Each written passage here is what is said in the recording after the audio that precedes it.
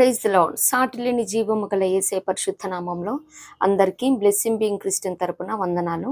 మరి మన A to Z Christian ట్రేడ్స్లో భాగంగా ఈరోజు ఆల్ఫాబెట్ J, జస్ట్, న్యాయముగా ఉండాలి. మరి న్యాయము అనే మాట మీద ఉన్న లేఖనాల్ని మనం ధ్యానిద్దాము. మరి దీనికి కీవర్డ్స్గా ద్వితీయోపదేశ కాండము 16వ అధ్యాయం 20వ వచనం. నీవు జీవించి నీ దేవుడైన యెహోవా నీకిచ్చుచున్న దేశమును స్వాధీనపరచుకున్నట్లు కేవలము న్యాయమునే అనుసరించి నడుచుకునవలను. డ్యూటానమీ 16:20. Justice and only justice you shall follow, that you may live and inherit the land that the Lord your God is giving you. మరి యాక్చువల్లీ న్యాయము అనే మాట మీద మాత్రమే ధ్యానిస్తూ ఉన్నాము. అన్యాయం అన్నది మ్యాక్సిమం అవాయిడ్ చేయడం జరిగింది. అది ఫ్యూచర్లో ప్రభు చిత్తమైతే ధ్యానిద్దాము. అలాగే మరి పరిశుద్ధ గ్రంథంలో చూసినట్లయితే యోబు గారి గురించి సాక్షాత్తు దేవాది దేవుడు స్టేట్మెంట్ చేస్తూ ఉన్నారు. యోబు గ్రంథం 1వ అధ్యాయం 8వ వచనంలో మరి యోబు అక్కడ క్యారెక్టరిస్టిక్స్ చెప్తూ యెహోవాయందు భయభక్తులు కలిగిన వాడు యథార్థవంతుడు, న్యాయవంతుడు, చెడుతనాన్ని విసర్జించిన వాడని. మరి ఈ రీతిగానే కొన్ని లేఖనాల్ని మనం న్యాయం గురించి ధ్యానిద్దాము. ఆదికాండం 30వ అధ్యాయం 33. న్యాయ ప్రవర్తన నిర్గమాకాండం 18:21. న్యాయాధిపతి నిర్గమాకాండం 28:15. న్యాయ విధాన పథకము నిర్గమాకాండం 21:1. న్యాయ విధి నిర్గమాకాండం 9:27. న్యాయవంతుడు అంటే యెహోవా న్యాయవంతుడు అని చెప్పే సందర్భం. ద్వితీయోపదేశ కాండం 25:1. న్యాయ సభ. మొదటి దిన వృత్తాంతము అక్కడ న్యాయ క్రయధనం. మత్తయి సువార్త 27:19. న్యాయపీఠము యోబు 9:15. న్యాయకర్త హెబ్రీ 2:2. న్యాయమైన ప్రతిఫలం యోబు 9:32. న్యాయ విమర్శ యోబు 31:7. న్యాయమైన త్రాసు దానియేలు 7:25. న్యాయ పద్ధతి కీర్తన 45:6. న్యాయమైన దండము కీర్తన 119, 157. న్యాయ శాసనం సామెతలు 21:15. న్యాయమైన క్రియలు సామెతలు 24:25. న్యాయమైన తీర్పు ఇర్మియా 17:11. న్యాయ విరోధము 2 కొరింథీ 5:10. క్రీస్తు న్యాయపీఠము రోమా 14:10. దేవుని న్యాయపీఠము అపోస్తుల కార్యములు 28:4. న్యాయమాత ఎస్తేరు గ్రంథం 4వ అధ్యాయం 16వ వచనం. న్యాయ వ్యతిరిక్తము 1 యోహాను 2:1. న్యాయవాది అంటే అక్కడ ఉత్తరవాది అని ఉంటుంది, అంటే అడ్వకేట్ అని ఉంటుంది. దాని ట్రాన్స్లేషన్లో మరి లాయర్గా తీసుకోవటం జరిగింది అనమాట. ఉత్తరవాది అంటే అడ్వకేట్ అంటే న్యాయవాది.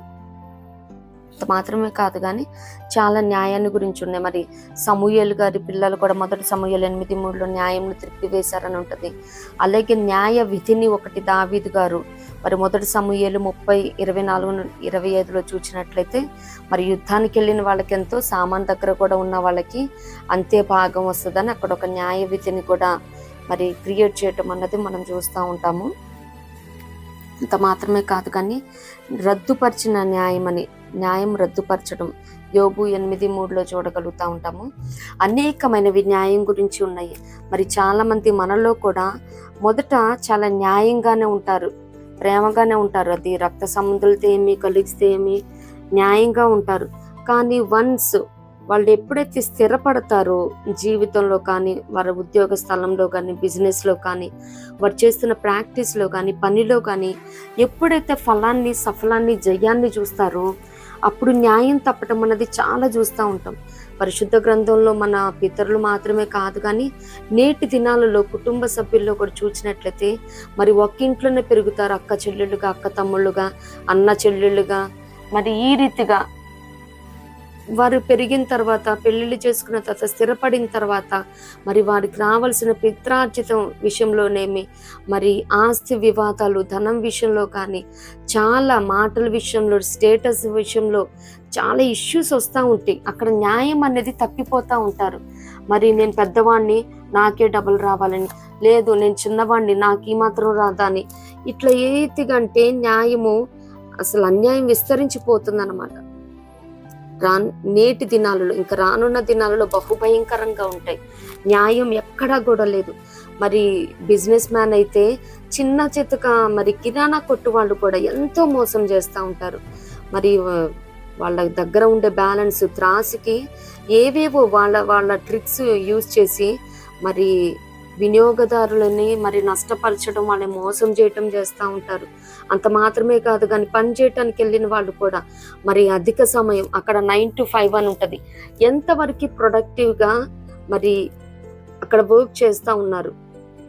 అది ప్రతి క్రిస్టియన్ కూడా ఆలోచించవలసి ఉన్నది.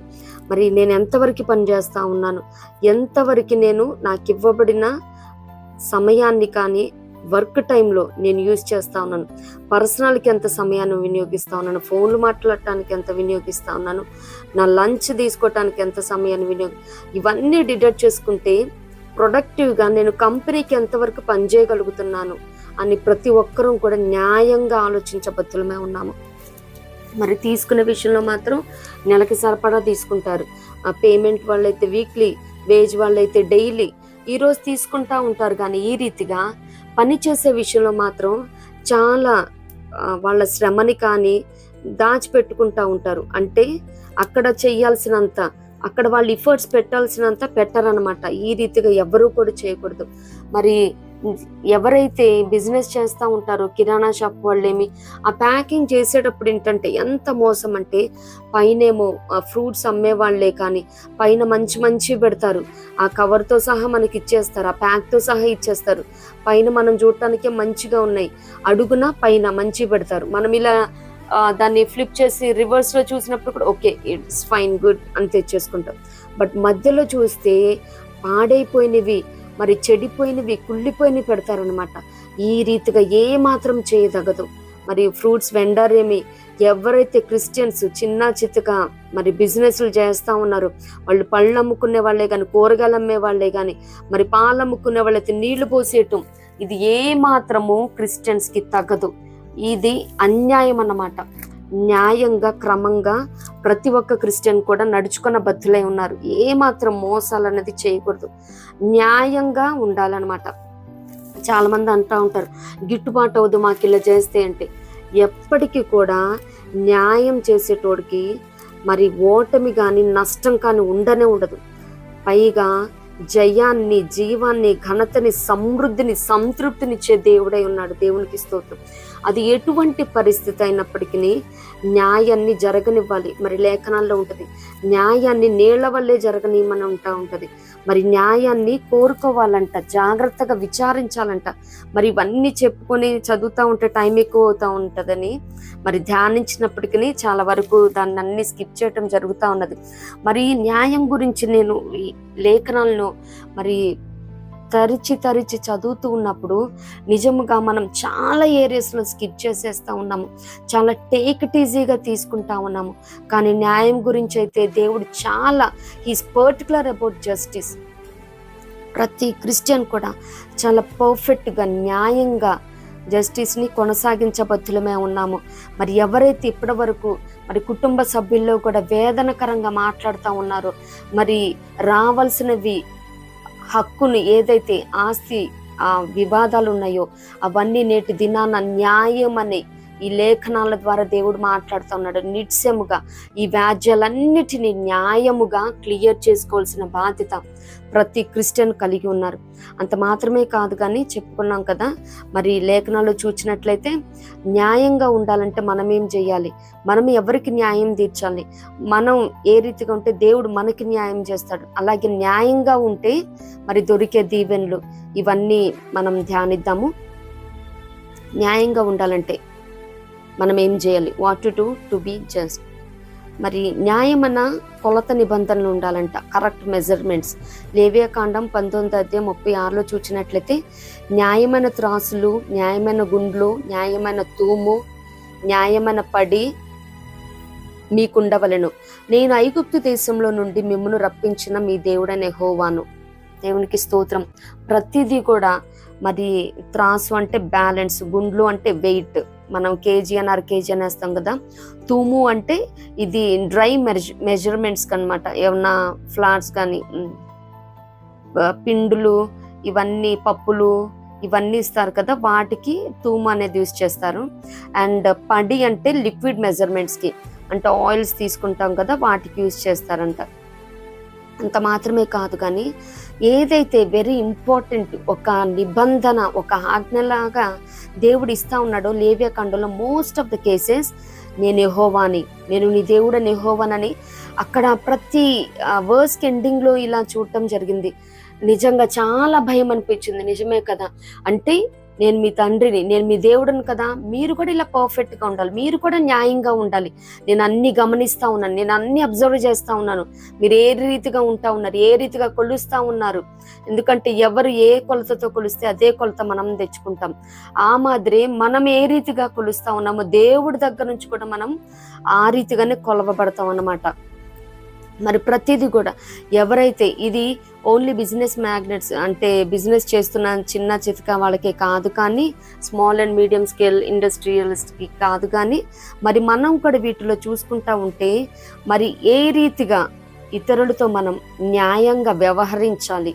మరి తీసుకున్నట్టు ఇచ్చారన్నమాట. చాలామంది వేధిస్తూ ఉంటారు. మరి మనం న్యాయంగా వెళ్తున్నప్పటికీ కొన్ని అనివార్య కారణాలలో మనం చూస్తూ ఉంటాము. మనం కూడా అన్యాయం, మోసాలు మనం ఎదుర్కొంటూ ఉంటాము. బట్టి పరిస్థితి ఏ రీతిగా ఉన్నప్పటికీ మనం మాత్రం న్యాయంగా ఉండాలి. అస్సలు గిట్టుబాటు అవ్వదండి. నేను ఈ రీతిగా వెళ్ళానంటే న్యాయంగాని, మరి నేను చాలా నష్టాలను చవి చూస్తానండి అని ఎవ్వరు అనుకోవటానికి లేదు. నువ్వెంత సమయం పనిచేస్తూ ఉన్నావు, ఎందుకంటే మరి బాస్ దగ్గరికి వెళ్ళి, ఎంప్లాయర్ దగ్గరికి వెళ్ళి, సార్ నేను చెప్తున్నాను, నేను 9 hours పని చేయట్లేదండి, ఓన్లీ 5.5 hours వస్తుంది, నేను మిగతా సమయం అంతా ఇలా వేస్ట్ అయిపోతుంది అని ఇలా చెప్పలేము ప్రాబబ్లీ. ఎందుకంటే అక్కడ హెచ్ఆర్ ఆర్గనైజేషన్ పాలసీ ప్రకారం ఈ రీతిగా ఉంటుంది. మీకు ఎంప్లాయర్ ఇంత శాలరీ అనేది ఫిక్స్డ్గా ఉంటుంది కాబట్టి. బట్ మనం చేయాల్సింది ఏంటంటే ఆ 9 hours 1 hour లంచ్ కనిపోతే మిగతా సమయాన్ని ఏ రీతిగా క్వాలిటీ టైంని నేను నా వర్క్లోనే నేను పని చేయాలి. మొత్తము నా శక్తి వంచన లేకుండా నీ ముందుకు వచ్చిన పని ఏదైతే ఉందో అది చేయబద్ధులమై ఉన్నాము. అంతేగాని ఒళ్ళు దాచుకొని సమయాన్ని టైం పాస్ చేసేస్తూ మరి అక్కడికి వెళ్ళిన తర్వాత అక్కడ ఫ్రీ వైఫైలను యూజ్ చేసుకోవటం కాదు, కానీ గాసిప్స్ స్ప్రెడ్ చేయటం కాదు, కానీ మనం అక్కడ పని చేయటానికి వెళ్ళాము, పని చేయాలి.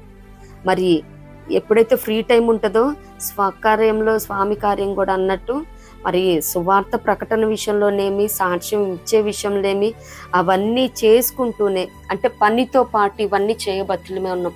దానికంటూ స్పెషల్గా టైం కూడా కేటాయించాలి, కాదనము. కాకపోతే పర్సనల్ లైఫ్ కంటూ తర్వాత సమయం ఉంది. మనం ఎక్కువగా టైంపాస్ చేయడానికి పనికి వెళ్ళట్లేదు కాబట్టి ఎవరు కూడా ఈ రీతిగా చేయకూడదు. అలాగే ఎవరైతే అమ్మేటోళ్ళు ఉన్నారో, బిజినెస్ చేస్తున్న వాళ్ళు, ఆ కూరగాయల వ్యాపారం ఏమి, పాల వాళ్ళేమి, ఫ్రూట్స్ ఏమి, ఇవన్నీ చేస్తున్న వాళ్ళు కూడా చాలా పర్ఫెక్ట్గా చెయ్యాలి, లేకపోతే నష్టమే చూస్తారన్నమాట. ఇవన్నీ ఏదైతే త్రాసు, గుండు, మరి తూము, పడి ఇవి మంచిగా లేకుండా ఎవరైనా కానీ న్యాయం తప్పిపోతూ ఉంటే లాభాలు వస్తున్నట్టే ఉంటుంది, కానీ చిల్లు సంచిలో పోసినట్టు అవుతుంది.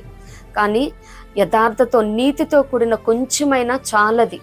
దేవుడు దాన్ని బ్లెస్ చేసి మరి 100 ఫలాన్ని ఇచ్చే దేవుడై ఉన్నాడు. దేవునికి స్తోత్రం. అంత మాత్రమే కాదు, న్యాయము తప్పి తీర్పు తీర్చకూడదు. Second point, you shall not pervert justice. ద్వితీయోపదేశ కాండము 16:19. నీవు న్యాయము తప్పి తీర్పు తీర్చకూడదు. మరి దీంట్లోనే ఒక 3 points ఉన్నాయన్నమాట. ఇది ఫస్ట్ వన్ వచ్చేసి సెకండ్ పాయింట్లోనే ఏ, నీవు న్యాయము తప్పి తీర్పు తీర్చకూడదు. బి, పక్షపాతము చేయకూడదు. సి, లంచము పుచ్చుకొనకూడదు. ఏలే అనగా లంచము జ్ఞానుల కన్నులకు గ్రుడ్డితనము కలుగు చేయను, నీతిమంతుల మాటకు అపార్థము పుట్టించునంట. మరి న్యాయం తప్పి ఎవరికి కూడా న్యాయం తీర్చకూడదు అన్నమాట. తప్పుడు తీర్పు ఇవ్వకూడదు, న్యాయం తప్పిపోకూడదు. అది ఏ పర్సన్ అయినప్పటికీ, ఏ పరిస్థితి అయినప్పటికీ న్యాయం మీద మాత్రమే ప్రతి క్రిస్టియన్ నిలవాలి. అంత మాత్రమే కాదు, కానీ పక్షపాతం, మరి తమ్ముడు సేయింగ్ ఒకటి ఉంటుంది కదా తెలుగులో, తమ్ముడు మనోడైనా న్యాయం తీర్చాలి అని. మరి ఆ రీతిగా మన బ్లడ్ రిలేటివ్ అవ్వని మరి ఎవరైనప్పటికీ పక్షపాతం అనేది చూపించకూడదు. అమ్మో మా బాస్ రికమెండేషన్ ఇది, మరి ఈ రీతిగా ఉండకూడదు, ఇలాంటివి ఏమీ లేదు. హై క్లాస్ లో క్లాస్ ఇవేమి లేవు. మరి ఇంపార్షియల్గా కూడా ఉండాలి. అంత మాత్రమే కాదు, కానీ లంచము పుచ్చుకొనకూడదు. మరి ప్రతి క్రిస్టియన్ కూడా మరి ధనానికి దాసోహం చేస్తూనే ఉంటారు. సిరికిని దేవునికి దాసులుగా ఉండలేరు ఒక్కళ్ళే. మరి చాలామంది ఉన్న ఉద్యోగాన్ని బట్టి దేవునికి స్తుతించక లంచాన్ని ఎక్స్పెక్ట్ చేస్తూ ఉన్నారు. ఇది ఏ మాత్రము క్రిస్టియన్కి తగదండి. న్యాయంగా ఉండాలి. లంచము జ్ఞానుల కన్నులకు గ్రుడ్డితనం కలిగేస్తుందంట. నువ్వు మంచి జ్ఞానం అవ్వబట్టి ఆ జాబ్ వచ్చింది. మరి అలాంటిది ఉన్న జాబ్ని దాంతో పాటు ఇంకేమైనా ఓటీలు కావాల్సి వస్తే చేసుకోండి. లేదు ప్రభువా, నేను ఇంత న్యాయంగా వెళ్తా ఉన్నాను, నా శాలరీ నాకు సరిపోవట్లేదు ప్రభు అంటే, నిత్యముగా నీ చేతిలో కష్టార్జితం నువ్వు అనుభవించుతాన్నావు కదా ప్రభువా, నాకు సరిపోవట్లేదయ్యా, నేను ఏ మాత్రము న్యాయం తప్పిపోను ప్రభువా, కరువుతో పస్తువులన్నా నేనుంటాను, నా కుటుంబాన్ని నా బిడ్డలు ఉంచుతాను, కానీ నేను ఈ రీతిగా చేయను ప్రభు అని ఈ ప్రామిస్ని ఎప్పుడైతే క్లెయిమ్ చేస్తామంటాము 128 దావీదు కీర్తనలో, నిత్యముగా నీ చేతుల కష్టార్జితం నువ్వు అనుభవిస్తా ఉన్నావయ్యా, మరి నేను నా కష్టార్జితం నాకు సరిపోవట్లేదు, లేదు అనవసరంగా ఇట్లా వేస్ట్ అయిపోతా ఉన్నది, మరి మెడికేషన్ కానీ ఈఎంఐస్కేమి వడ్డీలకేమి ఇలా అవుతా ఉన్నది ప్రభా, నేను న్యాయంగా ఉన్నాను కదా ప్రభా, నాకెందుకు న్యాయం తీర్చవయ్యా, నేనెందుకు సమృద్ధితో నా కుటుంబాన్ని నా బిడ్డలు పోషించలేకపోతా ఉన్నాను ప్రభా అని ఈ రీతిగా ఆయన ఇచ్చిన ప్రతి ప్రామిస్ని ఎత్తిపట్టి ప్రార్థించినప్పుడు నిత్యముగా ఆయన న్యాయం తీర్చే దేవుడు. అంత మాత్రమే కాదు, మన చేతులను బలపరిచి సమృద్ధితో నింపే దేవుడే ఉన్నాడు. దేవునికి స్తోత్రం. అలాగే నీతిమంతుల మాటలకు అపార్థం పుట్టించును. మరి ఎవరైనా మంచి మాటలు చెప్తా ఉంటారు, వాళ్ళు ఎంత నీతిమంతులైనా కానీ ఏదైనా లంచం విషయంలో ఇట్లా అటు ఇటుగా ఉంటే ఎవరు వాళ్ళ మాట వినరు. ముందు ఈయన కరెక్ట్గా లేరు కానీ వీళ్ళు చెప్పడానికి వచ్చారు అని ఈ రీతిగా అంటారనమాట. మరి ఎప్పుడైనా కానీ లంచం జోలికి అస్సలు ఏ క్రిస్టియన్ వెళ్ళకూడదు. లంచము 2 సందర్భాల్లో తీసుకుంటా ఉంటారు. ఒకటి, నీ శాలరీ నీకు సరిపోకపోతే, శాలరీ సరిపోకపోతే ఏం చేయాలో మనం చెప్పుకున్నాం ఆల్రెడీ. దేవుని పాదాల యొద్ద మరి ఆయనకి ఇవ్వాల్సిందేమో ఇవ్వట్లేదేమో, మరి ఏవి ఆయనకి ఇవ్వకుండా దొంగతనం చేస్తూ ఉన్నాము. మరి మలాకిలో ఉంటుంది కదా 3వ అధ్యాయంలో, ఆ రీతిగా ఏమైనా జరుగుతూ ఉన్నదేమో అది కూడా చూసుకోవాలి కదా. దేవునికి ఇవ్వకుండా మనం అడిగితే మరి ఆయనకి ఇచ్చాని శోధించినప్పుడు మరి ఆయన ఆకాశపు వాకిళ్ళను విప్పి పట్టజాలనంత విస్తారంగా దీవెనలు కుమ్మరించే దేవుడే ఉన్నాడు. కాబట్టి మరి ఆ రీతిగా ప్రతి ఒక్కరు కూడా ఆయన ఇచ్చిన ప్రామిస్ని క్లెయిమ్ చేయాలి. ఒకటి, శాలరీ సరిపోకపోతే. రెండోది, లావిష్గా బతకాలనుకుంటే. ఇది ఏ మాత్రం తగదు. కంఫర్ట్ ఓకే, అవసరాలు తీర్చుకోవటం ఓకే, ఆశలు కలిగి, ఎందుకంటే మనసు ఆశలు కలిగి అడియాసలు కలిగి జీవించడం వ్యర్థమే సామెతల్లో ఉంటుంది.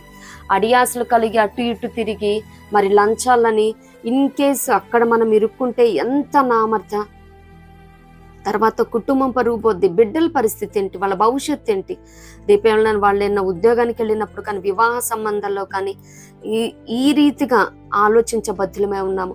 నేను ఈ రీతిగా చేస్తే ఫస్ట్ ఆఫ్ ఆల్ నా కుటుంబం నా బిడ్డల తర్వాత సంగతి. క్రిస్టియన్గా నేను నా దేవునికి ఎంత నామర్దగా జీవిస్తా ఉన్నాను. క్రిస్టియన్స్ అంటే ఎట్లా చేస్తున్నారో చూడు అసలు. ఈ రీతిగా అంటే యేసయ్య ఎంత హర్ట్ అవుతారు నిజంగా. నేను ప్రేమించి ఇంత మంచి ఉద్యోగాన్ని ఇస్తే ఈ రీతిగా చేస్తాను. ఎందుకంటే పెద్ద పెద్ద పీజీలు చదివిన వాళ్ళే ఆటోలు నడుపుకుంటా ఉన్నారు, కూరగాయల వ్యాపారం చేసుకుంటాను, తోపుడు బళ్ళకి వెళ్తున్నారు, బరువులు మోస్తూ ఉన్నారు. మరి నిన్ను ప్రేమించి ఉద్యోగం ఇస్తే లంచాలు తీసుకున్నదగునా? ఒక్కసారి ఆలోచించండి. ఒక్కసారి ఏదైనా అలిగేషన్లో ఇరుక్కుంటే ఇంకా దాని నుంచి బయటికి రావటం, ఇంకా దేవుణ్ణి కూడా మనం ఏం అడగలేము. ఎందుకంటే న్యాయంగా ఉండి అటువంటి ఏమైనా అలిగేషన్లో ఇరుక్కుంటే దేవా నేను న్యాయంగా ఉన్నాను కదా అని వి కెన్ కమాండ్, మనం అలా ప్రేయర్ చేయటానికి ఉంటుంది. తప్పు చేసిన తర్వాత మరి అక్కడ యేసయ్య గారితో అంటారు కదా, నువ్వు పాపం చేసావు కాబట్టి తల దించుకుంటున్నావు, పాపం మన వాకిట నిలిచి ఉంటుందంట. మరి ఆ రీతిగా ఉండదు. సత్క్రియలు చేస్తే తలనెత్తుకుంటాం. ఎప్పుడు కూడా లంచం జోలికి ఏ క్రిస్టియన్ కూడా వెళ్ళకూడదు. అంత మాత్రమే కాదు, కానీ మరి 3rd పాయింట్ చూసినట్లయితే మాన్యమైన వాటి మీద ధ్యానం, think on good things. Philippi 4:8. మెట్టుకు సహోదరులారా, ఏ యోగ్యత అయినను మెప్పైనను ఉండినేడలా, ఏవి సత్యమైనవో, ఏవి మాన్యమైనవో, ఏవి న్యాయమైనవో, ఏవి పవిత్రమైనవో, ఏవి రమ్యమైనవో, ఏవి ఖ్యాతి గలవో వాటి మీద ధ్యానముంచుకొనుడి. మరి నిజంగా న్యాయంగా ఉండేవాళ్ళు వ్యర్థమైన వాటి మీద దేని మీద కూడా కాన్సన్ట్రేట్ చేయరు. వాళ్ళు ఎప్పుడు కూడా ఏది మంచిది, ఏది ఖ్యాతి కలది, నేను ఏది చేస్తే ఎట్లా చేస్తే నా దేవునికి మహిమ వస్తుంది, నేను హ్యాపీయర్ లైఫ్ జీవిస్తాను అని ఈ రీతిగా సత్యమైన వాటి మీద, మరి ప్యూర్ పరిశుద్ధమైన వాటి మీద, రమ్యమైన వాటి మీద, ఖ్యాతి గల వాటి మీద, న్యాయమైన వాటి మీద మాత్రమే ధ్యానం ఉంచుతారు. ఏ మాత్రం కూడా టైం పాస్ చేయరు. క్రిస్టియన్ అన్న వాళ్ళు కూడా కంపల్సరీ నువ్వు ఒకటి ఆలోచన చేస్తూ ఉన్నావు, ఒకటి ఏదైనా ముందుకు కొనసాగించబడాలి అనే ఆలోచన కలిగి ఉంటే అది కంపల్సరీ పర్ఫెక్ట్ థింగ్స్ మీద మాత్రమే మనం కాన్సన్ట్రేట్ చేయబద్దులమే ఉన్నాము. వ్యర్థమైన వాటిని, అబద్ధములను నాకు దూరపరిచి మన కీర్తనకారుడు అంటున్నట్టు ఏవి దేనికి ఎంత టైం ఇవ్వాలి, ఏ విషయంలో ఏ రీతిగా ఉండాలి, ఏ పర్సన్తో ఏ రీతిగా ఎంతవరకు వ్యవహరించాలి, ఇలా మాత్రమే క్యాల్కులేటెడ్గా మనము మరి ఈ విశ్వాసయానములో పయనించబద్దులమే ఉన్నాం. 4th వన్ చూసినట్లయితే న్యాయముగా మాట్లాడాలి, స్పీక్ కరెక్ట్లీ. లూకాసు వార్త 20:21. వారు వచ్చి, బోధకుడా, నీవు న్యాయముగా మాట్లాడుచును బోధించుచున్నావు, నీవెవనియందును మోమాటము లేక సత్యముగానే దేవుని మార్గమును బోధించుచున్నావు అని ఎరుగుదము. ఇదేంటంటే మరి వేగులు వారిని పంపిస్తారు యేసయ్యని మాటల చేతన్నా తప్పు పట్టాలని. ఆ వేగులు వారు యేసయ్యతో అంటున్న మాటలు అన్నమాట.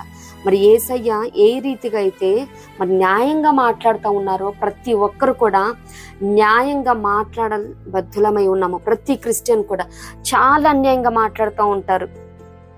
ఇంతకుముందు మనం చెప్పుకున్నాం కదా, రక్త సంబంధులేమి, మరి కలీగ్స్ మధ్యలేమి, ఫ్రెండ్స్ కూడా ఒక్కొక్కసారి చాలా దారుణంగా అన్నమాట. ఎక్కువ రక్త సంబంధికుల మధ్యలో కూడా మనము ఇది తప్పిపోతా ఉన్నాము. మరి చిన్నప్పుడున్న మరి ఆ న్యాయమైన క్రియలు కానీ, ప్రేమలు కానీ, ఆప్యాయతలు కానీ పెద్దయిన తర్వాత ఉండవు. మరి పితరుల స్వార్థం దగ్గరకు వచ్చేసరికి మరి ఏవైతే ఆస్తి హక్కు ఈ రీతిగా ఉంటా ఉన్నాయో రిలేషన్స్ మొత్తం కొలాప్స్ అయిపోతాయి అక్కడే. మరి అక్కడ అంటారు కదా, మంచోడు బుద్ధి మాంసం దగ్గర, చెడ్డోడు బుద్ధి చేపల దగ్గర అని మరి తెలుగు సేయింగ్ ఉంది. మరి ఎవరైతే న్యాయంగా మరి జీవించాలని అనుకుంటా ఉన్నారో వారు ఎట్టి పరిస్థితుల్లో మరి న్యాయంగా, నిజమే మరి మా అక్కకి, మా చెల్లికి, మా తమ్ముడికి ఈ రీతిగా రావాలి, లేదు మా అన్నకి ఇట్లా ఇవ్వాలి, మా అక్కకి ఇట్లా ఇవ్వాలి. ఎవ్వరు కూడా మరి డబ్బు విషయం వచ్చేసరికి, నిజముగా స్టేటస్ దగ్గరకు వచ్చేసరికి ఎవరికి వాళ్ళు నేను ఎక్కువ తీసుకోవాలి, నేను ఎక్కువగా ఉండాలి, ఇదే పోరాటం ప్రాకులాట అయిపోతుంది తప్పించి లేఖనాలు ఏం సెలవిస్తా ఉన్నాయి ఇవి ఎవ్వరు పట్టించుకోవట్లేదు. ఎంత క్రిస్టియన్స్ అయినా కానీ ఆ దుష్టుడు వల వేస్తా ఉన్నాడు, ఎర్ర వేస్తా ఉన్నాడు, ధనాన్ని, ఆస్తిని చూపించి.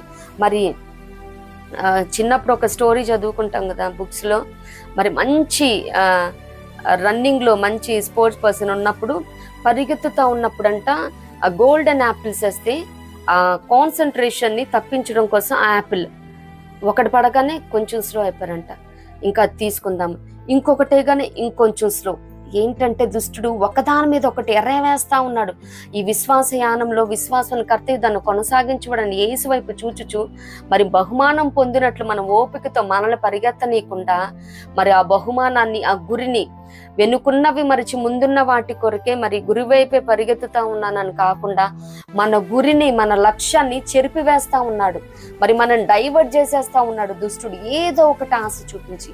ఎవరు కూడా ఏ మాత్రం డీవియేషన్స్ కి వెళ్ళకూడదు, వాడు చూపిస్తున్న డిస్టార్ట్ అయిపోకూడదు అనమాట.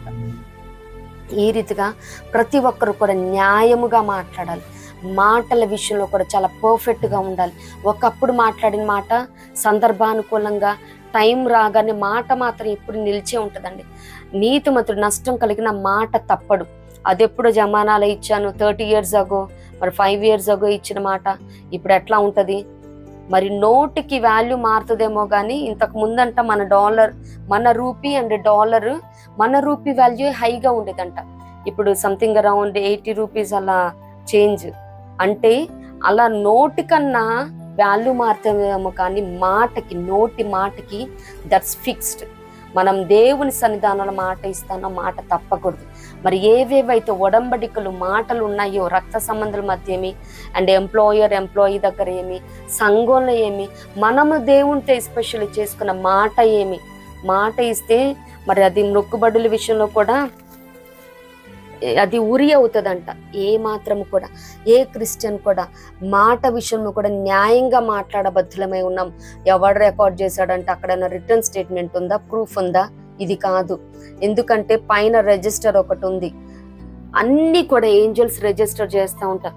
మన తలంపులే రిజిస్టర్ అవుతున్నప్పుడు, ఎందుకంటే మన తలంపులకి ఆలోచనలకు కావలి ఉండాలి అని లేఖనాలు సెలవిస్తూ ఉంటే, మరి ఎటువంటిది మనం మాట్లాడిన మాట రిజిస్టర్ అవ్వదా? ప్రతి ఒక్కరం కూడా పైన మొత్తం రికార్డ్ అవుతున్నాయి. ఇప్పుడు వాయిస్ రికార్డ్స్, వీడియో క్లిప్పింగ్స్ లేకపోయినప్పటికీ దేవుడు పైన రికార్డ్ చేస్తాడని న్యాయంగా మాట్లాడబద్ధులమే ఉన్నాం. అలాగే మోమాటం ఏ మాత్రం తగదు. ఏ మాట్లాడాలి న్యాయంగా, అలాగే మోమాటం లేకుండా సత్యంగానే మాట్లాడు. మొహమాటం ఏ మాత్రం అవసరం లేదు. మరి కొన్ని సందర్భాల్లో చర్చ్ సంఘస్థులే మరి సంఘ పెద్దలకేమి దైవజనులు కానీ ఇలా కాదు కదయ్యా, అలా కదయ్యా, సత్యం మాట్లాడే విషయంలో నిత్యంగా సంఘాన్ని సర్వసత్యంలోకి నడిపించాలి, దుర్బోధల నుండి విడిపించాలి. ఎవరైనా దైవజనులు దుర్బోధ చేస్తున్నట్టు కానీ మరి సత్యమందు ప్రతిష్ట చేయకుండా సంఘాన్ని ఉంచినా కానీ ఏ మాత్రము భయపడాల్సిన అవసరం లేదు. మొహమాటమే అవసరం లేదు. మరి దేవుని కార్యాన్ని, దైవ కార్యాన్ని అశ్రద్ధగా చేస్తే శాపగ్రస్తుడగనని మరి ఫీనెహాస్ గారు, నాకేమిలే మా పెద్దోళ్ళందరూ బాగానే ఉన్నారు, మరి మోషే గారు, మరి మా తాత వీళ్ళందరూ బాగానే ఉన్నారు, నాకేం పోయిందని ఊరుకోలేదు కదా. మరి ఆ కొబ్జీ అనే స్త్రీని తీసుకొని అక్కడ పరిహారం చేశాడనమాట. మరి అప్పుడు దేవుడు ఏమంటా ఉన్నాడు, నేను ఓరవలేని దాన్ని తను ఓరవలేడు కాబట్టి అని మంచి బ్లెస్సింగ్స్ చేసి ఉన్నారు. ఆ మాదిరి అక్కడ ఏదైనా జరుగుతూ ఉంటే మొహమాటమే అవసరం లేదు. దెన్ అండ్ దేర్ ఖండించేయచ్చు లేఖనాలను ఆధారంగా. If they are in wrong track, మొహమాటమేం అవసరం లేకుండా లేఖనాలు ఈ రీతిగా సెలవిస్తుంది కదా అని మరి పెద్దవారైనా కానీ బిడ్డలు కూడా తల్లిదండ్రుల్ని కరెక్ట్ చేయొచ్చు. దైవ జ్ఞానంలో ఆ రీతిగా ఉన్నప్పుడు మరి మొహమాటం లేకుండా కూడా న్యాయంగా సత్యంగా మాట్లాడతాం. 5th వన్ చూసినట్లయితే ధర్మంగా ఉండాలి. Be fair. కొలస్సీ 4:1 యజమానులారా, పరలోకములో మీకును యజమానుడున్నాడని ఎరిగి న్యాయమైనదియు ధర్మానుసారమైనదియు మీ దాసుల ఎడల చేయుడి. మరి బాసులు కూడా ఉంటారు. యజమానులు అంటే ఓన్లీ ఎంప్లాయర్స్, మరి బయట పనిలో ఉండే యజమానులనే కాదు, కానీ మరి మన బిడ్డలకు మనం యజమానులు ఏమన్నాం, అలాగే మన సంఘానికి మనం యజమానులుగా ఉన్నాం. మాస్టర్ అని ఉంటుంది ఇంగ్లీష్లో, యజమానులను. ఈ రీతిగా ఎవరు పెద్దలుగా, కుటుంబ పెద్దలుగా, సంఘానికి పెద్దలుగా ఈ రీతిగా కొనసాగిస్తా ఉన్నామో ప్రతి ఒక్కళ్ళం కూడా మరి పైన న్యాయాధిపతి ఉన్నాడు అని తెలిసి మరి లెక్క అప్పజెప్పవలసిన వారమని ఎరిగి న్యాయంగా ధర్మానుసారంగా దాసుల ఎడలేమి, బిడ్డల ఎడలేమి, సంఘ బిడ్డల ఎడలేమి ప్రతిదీ జరిగించబద్దులమన్నా. అడిగేవాడు లేడని, అలాగే ఎవరో కనేసిన బిడ్డని నిందలు, అపనిందలు, మరి హేళనలు, విమర్శలు ఎవరు అడగట్లేదని ఏ మాట మాట్లాడితే ఆ మాట మాట్లాడటానికి వీల్లేదు. ఇంతకుముందు పాయింట్లోనే మనం ధ్యానించి ఉన్నాము న్యాయముగా మాట్లాడాలని. మరి ప్రతిదీ కూడా న్యాయానుసారంగా, ధర్మాను అనుకూలంగా ప్రవర్తించబద్దులై ఉన్నారు ప్రతి యజమానుడు కూడా. మరి ఎవరెవరు దేనికి యజమానులుగా ఉంటా ఉన్నారు, మరి దాసులు వీళ్ళు చిన్న క్యాస్ట్ వాళ్ళు, వీళ్ళకేం బలగం లేదు అని అన్యాయంగా చేసి ఎక్స్ప్లోర్ చేసుకుంటా ఉన్నారేమో, దోచుకుంటా ఉన్నారేమో వాళ్ళ శ్రమను కానీ, శక్తిని కానీ, సామర్థ్యాన్ని కానీ, జ్ఞానాన్ని కానీ. ఒక్కొక్కళ్ళు ఏంటంటే చిన్న చిన్న ఎంప్లాయర్ ఇచ్చినవి ఐడియాస్ కానీ ఇవన్నీ వాళ్ళు పైన వాళ్ళకి ప్రొజెక్ట్ చేసుకుంటా ఉంటారు.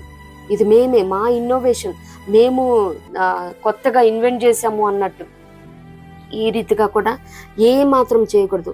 పైన దేవుడు ప్రతిదీ రిజిస్టర్ చేస్తారని చెప్పుకున్నాం కదా, ఆ మాదిరి అన్నమాట. ప్రతి ఒక్కరు కూడా ఫేర్గా ఉండాలి, ధర్మంగా ఉండాలి. అలాగే 6th వన్ చూసినట్లయితే ఓర్పు, ఎండ్యూరెన్స్. 2వ దశలోనికైలకు రాసిన పత్రిక 1వ అధ్యాయం 5వ వచనం.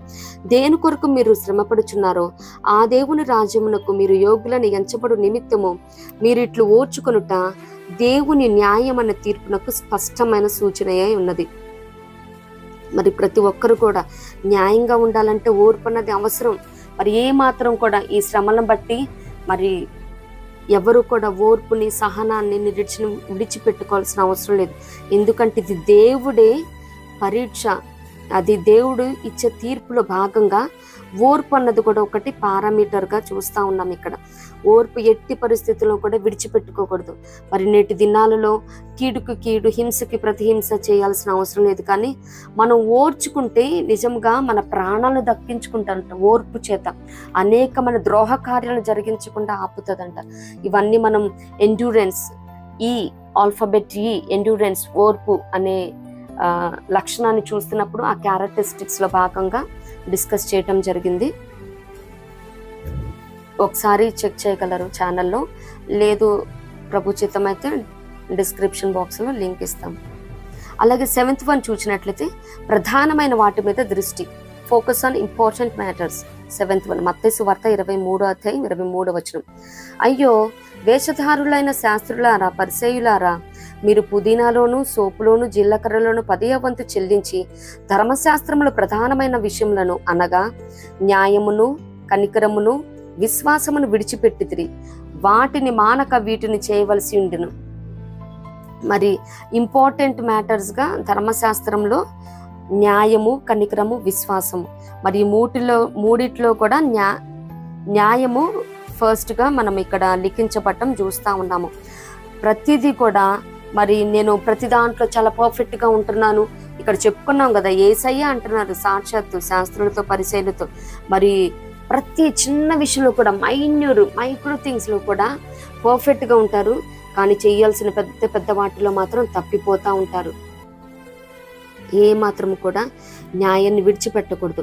న్యాయం మీద ఇంకా ఎక్కువ కాన్సన్ట్రేట్ చేయాలన్నమాట. మరి న్యాయాన్ని జాగ్రత్తగా విచారించుడి అని ఇర్మియాలో కూడా పరిశుద్ధాత్మ దేవుడు లిఖించి ఉన్నాడు. మరి ఆ మాత్రము చాలా కాన్సన్ట్రేట్ చేయాలి, ఫోకస్ చేయాలి. అలాగే న్యాయం మీద దృష్టి ఉంచబద్ధులమే ఉన్నాం. అంత మాత్రమే కాదు, కానీ దేవుడు ఎవరికి న్యాయం తీరుస్తారు? యోబు 36:6 చూస్తే దీనులకు న్యాయం, ఆయన దీనులకు న్యాయము జరిగించును. మరి మనం హింస చేస్తా, దౌర్జన్యం చేస్తా ఉంటే దేవుడు న్యాయం జరిగించడు మన పక్షంగా. మరి మనకి న్యాయం కావాలి ఆయన దగ్గర నుంచి అంటే ఫస్ట్ ఆఫ్ ఆల్ మనం దీనత్వం కలిగి ఉండాలన్నమాట. ఆయన దీనులకు న్యాయం జరిగిస్తాడంట. ఎవరైతే దీనుడై ఆయన సన్నిధానంలో మరి ఆయన మాట విని వణుకుచూ ఉంటాడో వానినే దృష్టిస్తున్నానన్నట్టు దేవుడు దీనులకు న్యాయం తప్పగా జరిగించే దేవుడే ఉన్నాడు. మనకి న్యాయం కావాలంటే నిత్యముగా దీనత్వాన్ని మనం కలిగి ఉండబద్ధులమై ఉన్నాము. అంతేగాని మనం దౌర్జన్యం, అన్యాయం, అహింస, కుట్రలు, అసూయలు, శరీర కార్యాలు ఈ రీతిగా పెట్టుకొని దేవా నాకు న్యాయం జరిగించట్లేదంటే అది జరిగే పని కాదు. ఎందుకంటే దేవుడు అన్యాయస్తుడు కాదు, ఆయన దుష్కార్యం చేయుడు. ఏ మాత్రము కూడా అన్యాయం చేయుట అసంభవం. సర్వశక్తుడు దుష్కార్యం చేయడని మరి లేఖనాలు సెలవిస్తున్న యోబు 34:10 మరి నువ్వు దీనత్వం లేకుండా న్యాయం జరిగించమంటే దేవుడు అది జరిగించరు. సో న్యాయం కావాలి, దేవుడే నాకు న్యాయం తీర్చాలంటే దీనత్వం కలిగి ఉండాలి. అంత మాత్రమే కాదు, కీర్తన 9:8 తన ప్రజలకు, టు హిస్ పీపుల్, యెహోవా నీతిని బట్టి లోకములకు తీర్పు తీర్చును, యథార్థతను బట్టి తన ప్రజలకు న్యాయము తీర్చును. మరి ఆయన ప్రజలకి ఆయన యథార్థతను బట్టి తీర్పు తీర్చే దేవుడు అన్నాడు. మనం యథార్థత కలిగి ఆయన సొత్తైన ప్రజలంగా 100వ దావీదు కీర్తనలో ఉంటది కదా, మనము ఆయన మేపు గొర్రెలము, మనము ఆయన వారము. మరి ఈ రీతిగా మనము ఆయన ఓన్ పొజిషన్ అయినప్పుడు, ఆయన ప్రజగా ఉన్నప్పుడు, మనం యథార్థత కలిగి జీవిస్తూ ఉన్నప్పుడు నిత్యముగా దేవుని ద్వారా మనం న్యాయాన్ని పొందుకుంటాం అన్నమాట. మరి కీర్తన 75:9 థర్డ్ పాయింట్గా శ్రమ నొందిన వారికి న్యాయం చేస్తాడంట. దేశములు శ్రమ నొందిన వారిని అందరిని రక్షించుటకై న్యాయపు తీర్పునకు దేవుడు లేచినప్పుడు భూమి భయపడి ఊరకుండెను.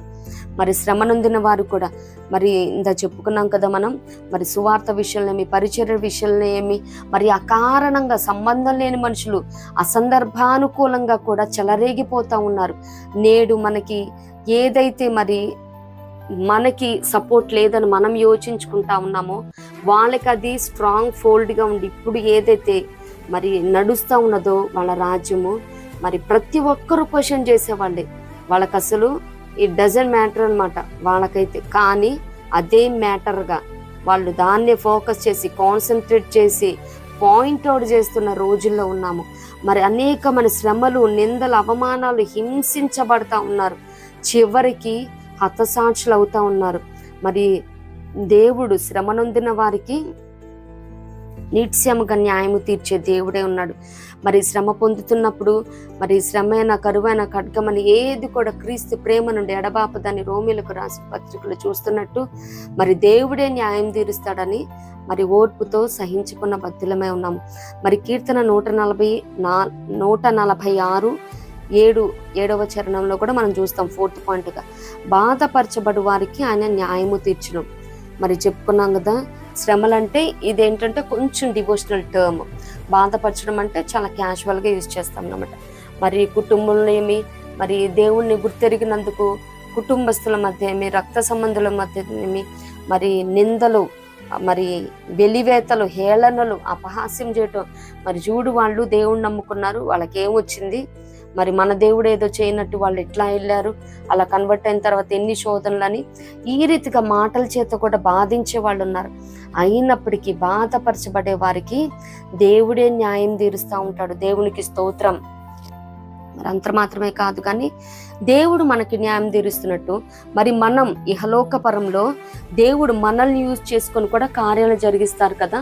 డైరెక్ట్గా వచ్చి దేవుడే మరి ఆయన మహిమను చూపించారు, కానీ మరి గాడిదను కూడా యూజ్ చేసుకొని మరి ప్రవక్తకు బుద్ధి చెప్పిన దేవుడు అల్పులైన మనల్ని కూడా ఆయా పరిస్థితులను బట్టి వినియోగించుకొని కార్యాలు చేసే దేవుడు. మరి మనం ఏ రీతిగా న్యాయం చేయబద్దులమైన న్యాయంగా ఎవరి పట్ల న్యాయంగా ఉండాలి చూద్దాం. కీర్తన గ్రంథము 82వ కీర్తన 3వ చరణం, పేదలకును తల్లిదండ్రులు లేని వారికి న్యాయము తీర్చుడి, శ్రమగల వారికి దీనులకును న్యాయము తీర్చుడి. 1 పేదల కంట, 2 తల్లిదండ్రులు లేని వారికి, 3 శ్రమగల వారికి, 4 దీనులకు. మరి దీనులకే దేవుడు న్యాయం తీరుస్తూ ఉంటే మరి ఇహలోక పరంగా మనం జీవిస్తూ ఉన్నాము. మన ముందుకు వచ్చిన ఏదైనా కానీ ఇట్టి వారికి మనం నిత్యముగా తీర్పు తీర్చబద్దులమే ఉన్నాం. మరి సామెతలు 29:7లో కూడా ఉంటుంది, నీతిమంతుడు బీదల కొరకంట న్యాయాన్ని విచారిస్తాడంట. హీ ఎంక్వైర్స్, న్యాయాన్ని ఎట్లయినా వీళ్ళకి న్యాయం జరిగించాలని న్యాయాన్ని పరిపరి విధాలుగా విచారణ చేస్తాడంట. ఎట్లయినా మరి బీదలకి, పేదలకి, తల్లిదండ్రులు లేని వారికి, శ్రమ పడుతున్న వారికి, మరి దీనులకు న్యాయం తీర్చాలని ప్రతి నీతిమంతుడు కూడా అట్టి ఆశ, వాంఛ కలిగి ఉండాలన్నమాట. 2 చూచినట్లయితే ద్వితీయోపదేశ ఖండము 24:17, పరదేశి కానీ తండ్రి లేని వారికే కానీ న్యాయము తప్పి తీర్పు తీర్చకూడదంట. అలాగే విధవరాలి వస్త్రమును తాకట్టుగా తీసుకొనకూడదు. మరి వస్త్రం అంటే చాలా రకాల వస్త్రాలు మనం చూస్తూ ఉంటాము. మరి ఇక్కడ పరదేశి అంటే ఫారినర్ అని, అంటే ఆ దినాలలో పరదేశులు ఉన్నారు కదా. లేవియా కాండంలో, ద్వితీయోపదేశ ఖండంలో వీటిల్లో చాలా ఎక్కువ భాగం పరదేశం చూస్తూ ఉంటాం. అంత మాత్రమే కాదు, కానీ తండ్రి లేని వానికి, ఎందుకంటే తండ్రి లేని వారికి దేవుడే దిక్కు అన్నమాట. ఎవ్వరు కూడా అడిగే దిక్కు లేదు వీళ్ళకి అని అన్యాయం చేయకూడదు, కానీ న్యాయం జరిగించబద్దులమే ఉన్నాం. ఇహలౌకపరమైన తండ్రి అయినా కొంతవరకే పోరాడగలుగుతారేమో బిడ్డల కొరకు, న్యాయం కొరకు. బట్ ఎవరికైతే తండ్రి లేదో పరమ తండ్రి ఉన్నాడు. పరమ తండ్రి అని కూడా మనం ఫాదర్స్ డే ఆ స్పెషల్ సర్మన్ గా మనం ధ్యానించాము. మరి ప్రభు చిత్తమైతే అది కూడా ధ్యానిద్దాము. డిస్క్రిప్షన్లో లింక్ ఇవ్వటం జరుగుతుంది. ప్రభు ప్రేరేపిస్తే మీరు అది కూడా వాచ్ చేయగలరు. తండ్రి లేని వానికి మరి దేవుడు ఆయన పరమ తండ్రిగా ఉన్నాడు కాబట్టి కంపల్సరీ తండ్రి లేని వారికి న్యాయాన్ని తీర్చాలంట. అలాగే 3వది చూసినట్లయితే అన్యజనులకి, మత్తయి 12:18. మరి ఇది యేసయ్యను కూర్చిన ప్రవచనం అన్నమాట. ఈయన అన్యజనులకు న్యాయ విధిని ప్రచురము చేయుచున్నాడు. మరి ఎవరైతే మనం న్యాయాన్ని మరి చూపెడుతూ ఉన్నామో, న్యాయాన్ని కొనసాగిస్తూ ఉన్నామో, అన్యజనుల ముందు మనము ఆయన నీతిని, ఆయన న్యాయాన్ని, ఆయన ప్రభావాన్ని ప్రచురపరుస్తున్నామని గుర్తెరిగి న్యాయముగాను, సత్యముగాను, ధర్మముగాను ఉండాలి. ఎందుకంటే ప్రతి క్రిస్టియన్ కూడా నేటి సొసైటీలో ఎప్పుడు చెప్పుకుంటానే ఉంటాము, మన జీవితం అనేది ఇట్స్ ఎ ఓపెన్ బుక్. ప్రతి ఒక్కరు కూడా చదువుతూ ఉంటారు. మనం వెళ్ళి సువార్త చెప్పకనే మన ప్రవర్తన ద్వారా అనేకులను క్రీస్తు వైపు రాబట్టుకోవచ్చు, క్రీస్తు వైపు మళ్లించవచ్చు. ఎందరు అనేకులను వైపు త్రిప్పుతారు. మరి దానియేలు గ్రంథంలో ఉన్నట్టు మరి ఆకాశంలో నక్షత్రాల జ్యోతుల వల్లే ఉంటాము. మరి ఆ రీతిగా మనం ప్రకాశించాలంటే అన్యజనులకు న్యాయ విధిని ప్రచురం చేయబద్ధులమే ఉన్నాం. ఆయన శాసనాలను, ఆయన కట్టడలను మనం నిత్యముగా ప్రచురపరచబద్ధులమన్నాం. అలాగే న్యాయంగా ఉంటే దొరికే దీవెనలు, బ్లెస్సింగ్స్ బీయింగ్ జస్ట్, దేవుడే వానిని ఎరుగుతారంట. God knows them. మరి ఆదికాండంలో చూసినట్లయితే ఆదికాండం 18:19 ఎట్లనగా యెహోవా అబ్రహామును గూర్చి చెప్పినది అతనికి కలుగ చేయనట్లు తన తరువాత తన పిల్లలను తన ఇంటి వారును నీతి న్యాయములు జరిగించుచు యెహోవా మార్గమును గైకొనుటకు అతడు వారికి ఆజ్ఞాపించినట్లు నేను అతన్ని ఎరిగి ఉన్నానెను. దేవునికి స్తోత్రం. మరి మనం ఎవరెవరో మనల్ని తెలుసుకోవాలని, మన గురించి తెలుసుకోవాలని మరి ఎక్కువగా ఎంప్లాయీ అనుకుంటా ఉంటాడు, నన్ను నా బాస్ రికగ్నైజ్ అయితే బాగుండు, నేను చాలా పర్ఫెక్ట్ అని, సిన్సియర్ అని, టైంకి వస్తానని, మంచిగా రిపోర్ట్స్ చేస్తానని, మంచిగా ప్రొడక్టివిటీ ఇస్తా ఉన్నానని, క్వాలిటీగా వర్క్ చేస్తున్నానని, మంచిగా నాకు ప్రమోషన్ ఇస్తే బాగుండు, ఇంక్రిమెంట్ వేస్తే బాగుండు, అలాగే ఇన్సెంటివ్స్ ఇస్తే బాగుండు. ఈ రీతిగా ఆలోచన కలిగి ఉంటారు, ఆశపడతా ఉంటారు. నన్ను రికగ్నైజ్ చేయాలి, ఎందుకంటే ఇన్ని వందల మందిలో, ఇన్ని వేల మందిలో నిన్ను తెలియకపోవచ్చు, నన్ను ఎరగాలి, ఆయన నన్ను రికగ్నైజ్ చేయాలి, మరి నాకు రివార్డ్స్ ఇవ్వాలి, అవార్డ్స్ రావాలి అని ఈ రీతిగా అనుకుంటా ఉంటారు. కానీ ఇక్కడ దేవుడు చెప్తా ఉన్నారు, యెహోవాయే అతన్ని ఎరుగుతాడంట. మరి ఎవరైతే, it's a conditional blessing actually, అంటే తన పిల్లలకును తన ఇంటి వారికి నీతి న్యాయములను జరిగించుచు యెహోవా మార్గమును గైకొనుటకు అతడు వారికి ఆజ్ఞాపించినట్లు. మరి నేటి దినాలలో కూడా మనం మాత్రం న్యాయంగా ఉంటాం కాదు, కానీ మన పిల్లలకి వచ్చు తరాలు కూడా, అయ్యా న్యాయంగా ఉండండి, దేవుడు న్యాయవంతుడు, ఆయన న్యాయాధిపతి, న్యాయాన్ని జరిగిస్తే ఆయన మనకి న్యాయం చేస్తాడు. ఎటువంటి అన్యాయమైన పరిస్థితులు అయినప్పటికీ దేవుడు న్యాయం తీరుస్తాడు. ఆయన న్యాయం తప్పిపోదు. మరి ఆయన న్యాయాన్ని త్రిప్పివేసే దేవుడు కాదు, ఆయన అన్యాయస్తుడు కాదు, సర్వశక్తిమంతుడు, దుష్కారం చేయుడు అని ఈ రీతిగా మనం వారికి చెప్పాలి, మనం టీచ్ చేయాలి. మరి నేడున్న దినాలలోనే న్యాయం కనిపించట్లేదు, మనలోనే న్యాయం లేకపోతే మన బిడ్డలకు మనం ఏం చెప్తాం? లేదు, మనం అన్యాయస్తులమై ఉండి బిడ్డలకి న్యాయంగా ఉండమని చెప్పలేం కదా. ఫస్ట్ ఆఫ్ ఆల్ మీరు కరెక్ట్ చేసుకోండి అని చెప్తారు. అదే చిన్నపిల్లలైతే ఇంకా ఆలోచన కూడా లేకుండా అనేస్తారు, ఫస్ట్ నువ్వు ఉండు కరెక్ట్గా. ఇప్పుడిప్పుడే టీన్స్లోకి వస్తున్న వాళ్ళు మరి ఈ రీతిగా పిల్లల చేత కూడా చెప్పించుకోవటం కాదు, కానీ పిల్లలకి మనం టీచ్ చేసే మాదిరి, మరి పిల్లలకి మనం చెప్పాల్సిన అవసరం కూడా లేకుండా, మా డాడీ ఇట్లా చాలా రైటర్స్గా ఉంటారు, మా డాడీ చాలా సిన్సియర్గా ఉంటారు, ఈ రీతిగా మా మదర్ ఇట్లా ఉంటారు, చాలా హార్డ్ వర్కింగ్, మా మదర్ ఏ పరిస్థితిలో కూడా ఇట్లా ఇంజస్టిస్గా ఉండరు, అన్యాయంగా మాట్లాడరు, అన్యాయంగా చేయరు అని పిల్లలు అబ్జర్వ్ చేస్తూ ఉంటారు. Parents are first teachers to children. మన బిడ్డలు మనల్ని అబ్జర్వ్ చేస్తూ ఉంటారు. తర్వాత స్కూల్స్కి, కాలేజెస్కి, యూనివర్సిటీస్కి, అలాగే వాళ్ళు జాబ్ చేస్తున్నప్పుడు అక్కడ ఉన్న వాడిని అబ్జర్వ్ చేస్తూ ఉంటారు. సో ఫస్ట్ ఆఫ్ ఆల్ మనం న్యాయంగా ఉండాలి, బిడ్డలను కూడా న్యాయంగా నడుచుకోమని తెలపబద్ధులమే ఉన్నాము. దేవునికి స్తోత్రం. అంత మాత్రమే కాదు, కానీ సెకండ్ పాయింట్ చూసినట్లయితే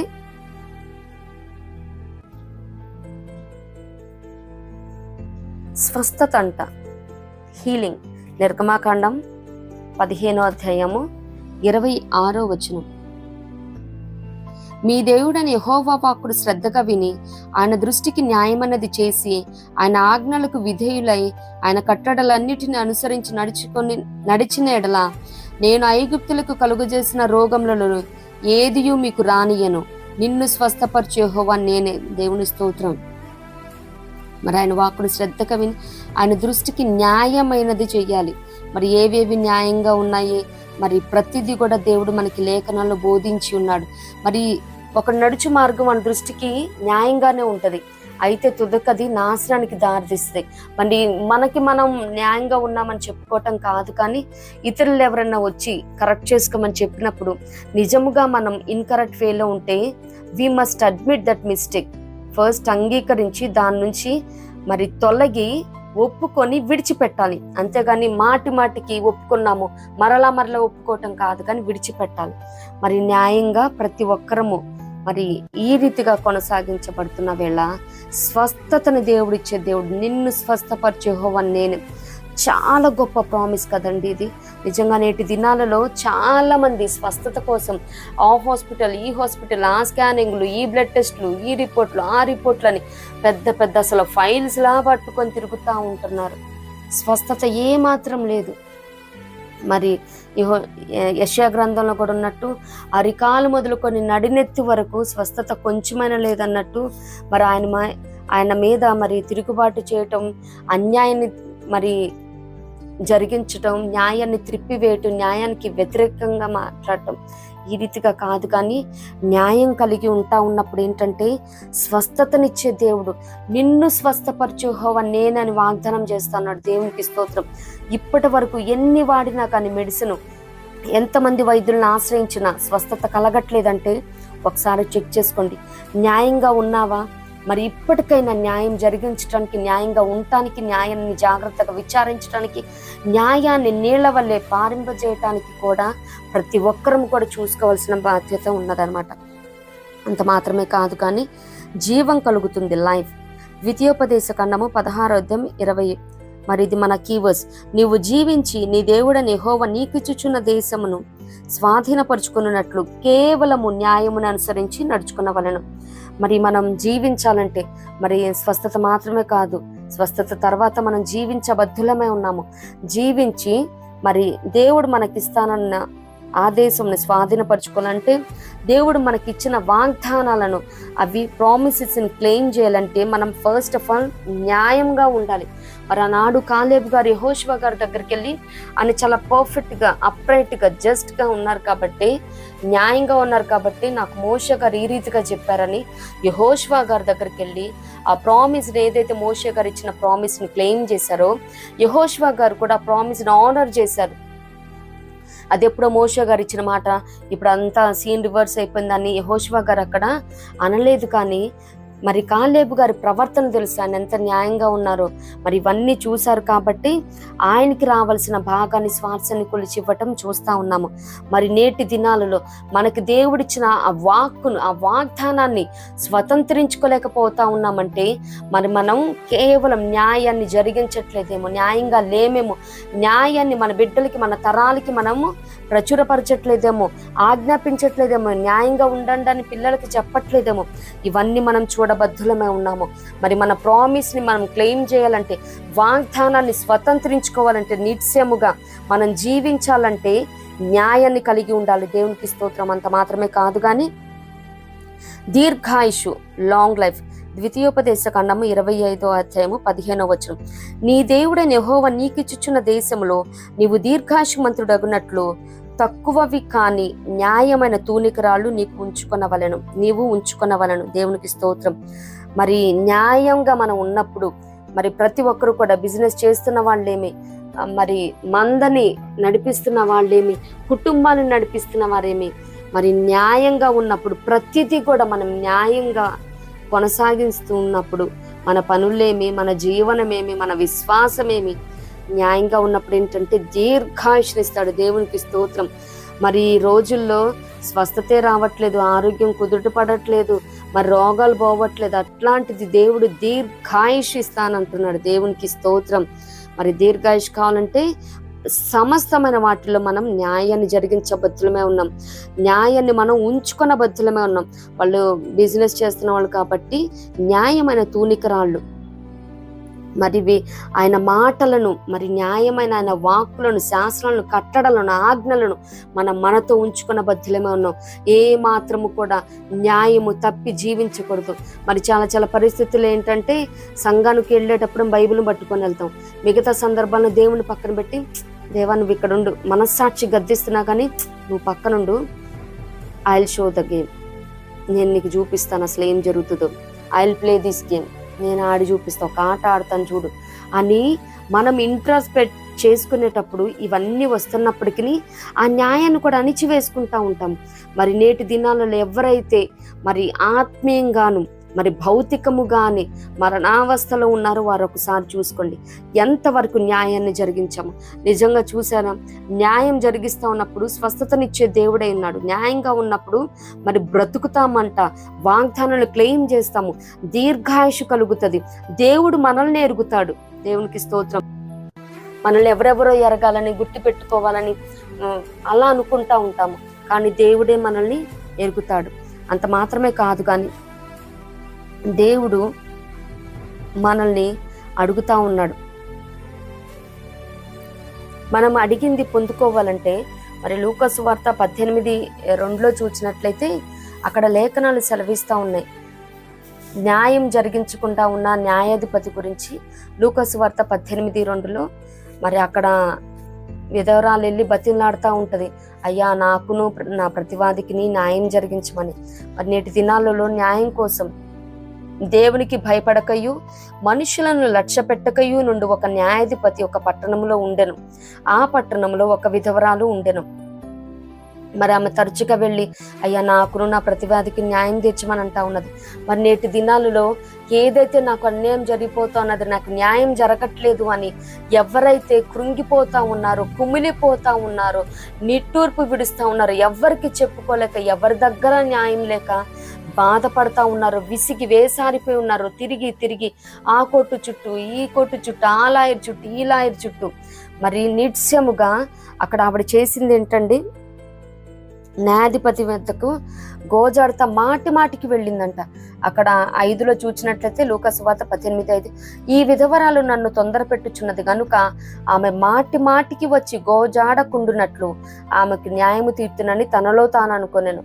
మరి న్యాయాన్ని జరిగించని ఆ న్యాయాధిపతే మాటి మాటికి మనం కూడా మరి ప్రభు సన్నిధానానికి, ప్రభు మార్గంలో ఉంటూ అయ్యా అయ్యా అని దేవుని పాదాల చెంత మాటి మాటికి గోజాడుతున్నప్పుడు మరి అన్యాయస్తుడైన న్యాయాధిపతి న్యాయం తీరిస్తే మనకున్న మన న్యాయాధిపతి మనకి న్యాయం తీర్చడా?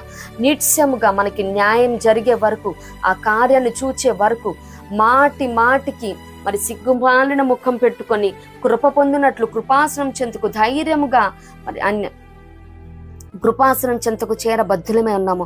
మాటి మాటికి గోజాడాలి. అంత మాత్రమే కాదు, కానీ 7th చూసినట్లయితే దేవుడు తాను ఏర్పరచుకున్న వారు దివారాత్రులు తన్ను గుర్చి మొర్ర పెట్టుకొని చుండగా వారికి న్యాయము తీర్చడా? ఆయన వారికి త్వరగా న్యాయము తీర్చను. వారి విషయమే కదా ఆయన దీర్ఘశాంతము చూపుచున్నాడు. మరి అంత మాత్రమే కాదు, 2nd పాయింట్, దివారాత్రములు దేవునికి మనం మొర్ర పెట్టబద్ధులం అన్నాం. ఒకటి, మాటి మాటికి గోజాడాలి, మాటి మాటికి ఆ కార్యం జరిగే వరకు.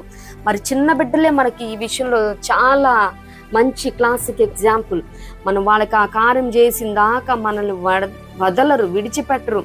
మరి మనల్ని పట్టుకొని వెనక తల్లులనైతే ఆ చున్నీయో, ఆ షాలో, ఆ పైట చెంగో పట్టుకొని తిరుగుతూ ఉంటారు.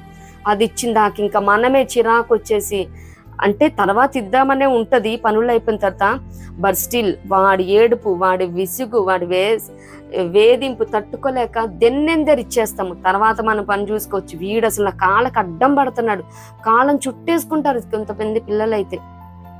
ఆ మాదిరి మాటి మాటికి చిన్న పిల్లలు నిజంగా అందుకే వేసాడు, ఇలాంటి వారిదే మరి పరలోక రాజ్యం. చిన్న పిల్లల మనస్తత్వం ప్రభు చిత్తమైతే మరి దేవుడు యేసయ్య ఆ మాట అన్నారంటే బిడ్డల దగ్గర నుంచి మనం నేర్చుకోవాల్సిన పాటలను మనం నేర్చుకుందాం. బట్ ఎట్ దిస్ మూమెంట్ చిన్న బిడ్డలు ఏ రీతిగా వారికి కావాల్సింది మరి మొండు పట్టి, కొంతమంది అయితే అసలు అలుగుతారనమాట.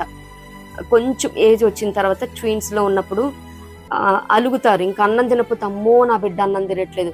మరి అందుకనే ఆఫెన్ టైమ్స్ అగ్నిలోను నీళ్లలోను పడవేస్తున్న తండ్రి ఆ బాలుడికి స్వస్థత ఇచ్చిన తర్వాత శిష్యులు, అయ్యా మేమెందుకు ఈ కార్యం చేయలేకపోయాము అని అన్నప్పుడు ప్రార్థన వలన, కింద ఉపవాస ప్రార్థన వల్ల అసాధ్యమైనవి మనం సాధ్యపరచుకోగలుగుతాం.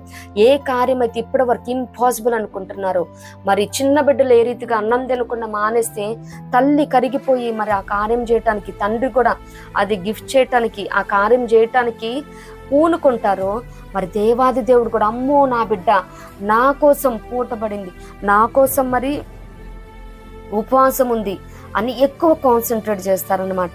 ఆ రీతిగా దివారాత్రం మరి దేవుని సన్నిధానంలో మొర్ర పెట్టుకుంటా ఉంటే దేవుడు నిత్యముగా అనుగ్రహించే దేవుడు అన్నాడు. అది ఎటువంటి కార్యమైనా, మరి బీద విధవరాలు తను ఏ రీతిగా మాటికి గోజాడిందో, మరి దేవుడు కూడా యేసయ్య కూడా చెప్తా ఉన్నారు కదా, దివారాత్రం మొర్ర పెట్టుకుని అనుకున్నప్పుడు అసాధ్యమైనది పొందుకోలేని కార్యం అంటూ దేవుని దగ్గర నుండి ఏది ఉండదు. దేవునికి స్తోత్రం. అంత మాత్రమే కాదు కానీ గాడ్స్ విష్, దేవుని కోరిక. మరి ప్రతిదీ ఎప్పుడు మనం ప్రార్థనలో కూర్చున్నామంటే చాలు అన్ని దేవుని అడగటమే. కానీ దేవుడు మనల్ని అడుగుతా ఉన్నారు. గాడ్స్ విష్, దేవుని కోరిక. మీకా 6:8 మనుషుడా, ఏది ఉత్తమమో అది నీకు తెలియజేయబడి ఉన్నది. న్యాయముగా నడుచుకొనుటయు, కనికరమును ప్రేమించుటయు, నీ దేవుని ఎదుట దీన మనస్సు కలిగి నీ దేవుని ఎదుట ప్రవర్తించుటయు, ఇంతే కదా యెహోవా నిన్ను అడుగుచున్నాడు. దేవునికి స్తోత్రం. మొట్టమొదటిగా న్యాయంగా నడుచుకోవాలంట, కనికరాన్ని ప్రేమించాలంట, దీన మనస్సు కలిగి నీ దేవుడన ఎదుట ప్రవర్తించాలి. దీన మనసు కలిగి ఉండాలి, కనికరాన్ని ప్రేమించాలి, న్యాయంగా ఉండాలి. దేవుడు మనల్ని అడుగుతా ఉన్నాడు. మరి ఏ మాత్రం న్యాయంగా ఉన్నాము? ఎందుకంటే మనం దేవుని బిడ్డలం కాబట్టి క్రిస్టియన్స్గా కంపల్సరీ న్యాయాన్ని విచారించాలి, న్యాయాన్ని త్రిప్పివేయకూడదు, న్యాయాన్ని రద్దుపరచకూడదు. మరి ఎంత న్యాయ వ్యతిరేక్తంగా ఉన్నప్పటికీ మనం మాత్రం న్యాయం మాట్లాడాలి, న్యాయం కోసమే విచారించాలి, న్యాయం కోసమే మనం పోరాడబద్ధులమై ఉన్నాము. న్యాయాన్ని కలిగి ఉండాలి, న్యాయాన్ని ధరించాలన్నమాట. పలానా క్రిస్టియన్ అంటే అమ్మో చాలా రైటర్స్, చాలా పర్ఫెక్ట్, చాలా కరెక్ట్గా ఉంటారు, ఆయన మాట కూడా స్థిరంగా ఉంటుంది, న్యాయంగా మాట్లాడతాడు, ఆయన చెప్పాడా ఓకే అని మరి ప్రతి ఒక్కళ్ళు కూడా మరి సైన్ చేసేటట్టున్నమాట. ఒకళ్ళు ఏదైనా మాట చెప్తే ఆయన చెప్పాడు కదా, ప్రొసీడ్, ఈ రీతిగా ఉండాలన్నమాట. అంత పర్ఫెక్ట్గా ప్రతి క్రిస్టియన్ కూడా ఉండాలి. మరి దేవుడు మనల్ని ఏదైతే అడుగుతా ఉన్నారో అది కూడా మనం న్యాయాన్ని ప్రేమించాలి, కనికరాన్ని, దీన మనసును కూడా మనం కలిగి ఉండడానికి ప్రయాసపడాలి. మరి ప్రతి క్రిస్టియన్ కూడా ఏ రీతిగా న్యాయాన్ని కలిగి ఉండాలి, దేవుడు ఎవరికి న్యాయం చేస్తాడు, ఏ రీతిగా మనం న్యాయం జరిగించాలి, అలాగే న్యాయం కలిగి ఉన్న వారికి దేవుడిచ్చే దీవెనలేంటి, ఇవన్నీ మనం ధ్యానించి ఉన్నాము. నిత్యముగా ప్రతి ఒక్కరు కూడా న్యాయంగా జీవించబద్ధులమే ఉన్నాము. ఇట్టి కృప ప్రభు మనందరికీ అనుగ్రహించును గాక. ఆమేన్.